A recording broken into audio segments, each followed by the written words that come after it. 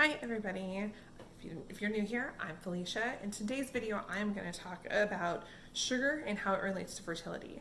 Now, going down the sugar-free avenue and trying to cut as much sugar out of your diet as possible actually started for me when I was focusing on trying to get pregnant.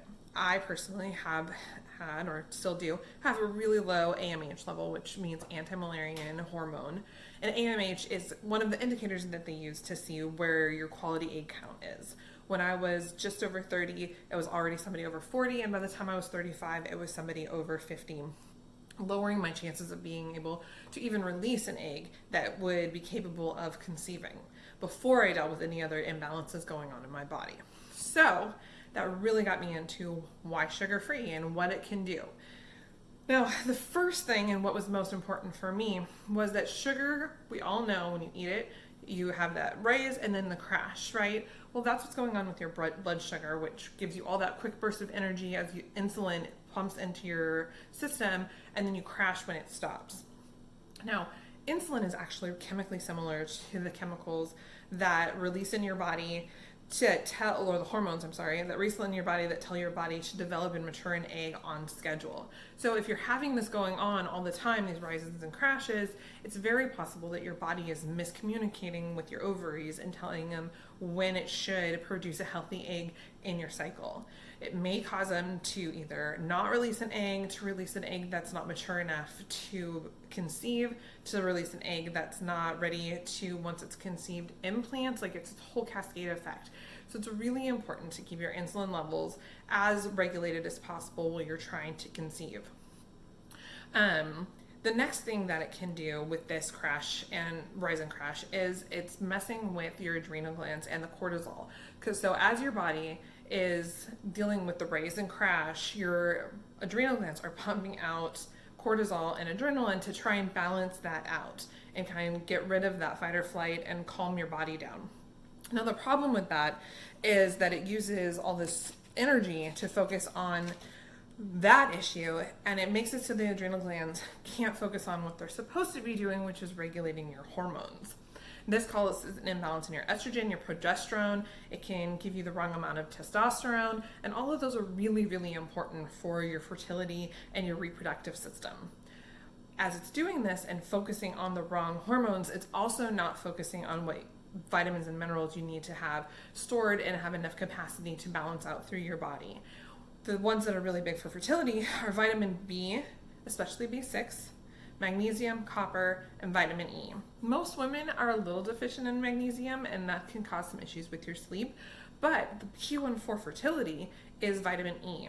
It's been linked to repeated miscarriages. So if you're having this fight or flight and your adrenal glands are focusing on the wrong things, it's not only messing with your reproductive system, it's messing with your vitamin levels, which has the cascading effect of other things. Before I move on to the last thing I want to talk about, I also want to mention for men and insulin levels, as they are eating too much sugar and having the rise and crash, the improper insulin levels in their body can actually cause issues with their sperm production and make it so that they are not producing healthy enough sperm to conceive as well. So this isn't just a problem for women. Now, finally, eating too much sugar, even 1 tablespoon of sugar, can lower your immunity for up to 4 hours. So if you're getting a steady intake of sugar, which is in almost any manufactured food, as well as all of the baked goodies and a lot of the teas and coffees, people add a little bit of sugar or a cream or two. Those things all have sugar in them and will constantly affect your body, lowering your immunity. Now, so for your body to maintain a healthy reproductive system and fight off infections, you have to make sure that it can focus on that and not have the immunity lowered. If your immunity is lowered on a regular basis and you get some of these infections, they can be really minor and you may not even realize your body is battling them much, but it can cause problems with your fertility. So it's so important if you are on a fertility journey. Again, this doesn't encompass everything.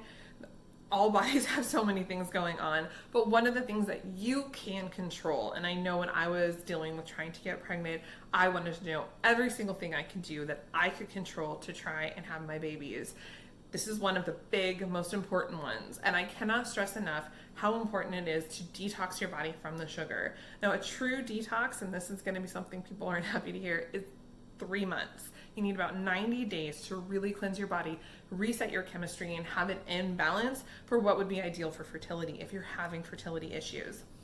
If you're not and you're able to do whatever, that's great. But if you're looking for something to control, going as sugar-free as possible and like completely specific, table sugar, white flour, white corn, white rice, alcohol, anything with high fructose corn syrup, which is in basically everything. Some of the things don't use high fructose corn syrup. They use soy, which also has a problem with balancing out our hormones with how much we actually intake if we're not making our food from scratch. All it messes with your fertility. So I really, really want to stress, if you are struggling to get pregnant, if you have fertility issues where they can't figure out what's going on, this could be the key to changing things in your body.